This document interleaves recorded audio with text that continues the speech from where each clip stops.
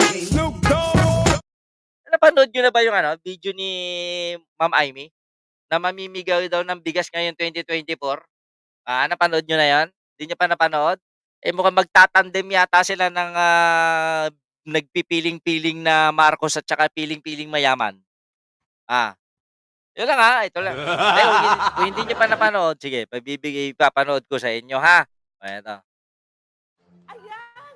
Samahan niyo ako mag-countdown. 17, 16, naku, makatapos talaga nito. Mamimigay ako ng bigas.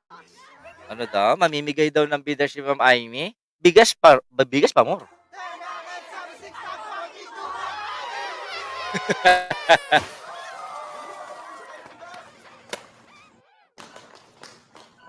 Anak natin na mama.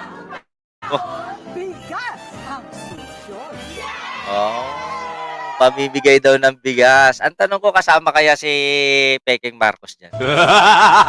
Peking Marcos na yun. Ma'am Charlene Kim, maraming salamat. Di ka ma-member, nag-member siya ng ginto. Maraming dahil dyan, alam mo na, wala ka ng tiwalag, hindi ka na pwede. Kumali.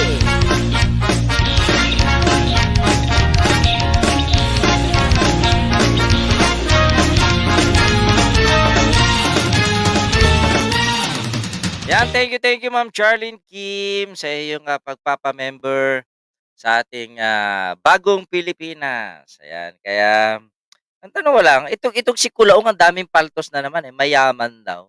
Mayaman pero yung ginagamit niyang pang-vape. Pansinin niyo yung ginagamit niyang pang-vape. Mas mas class pa 'to vape na ginagamit ko.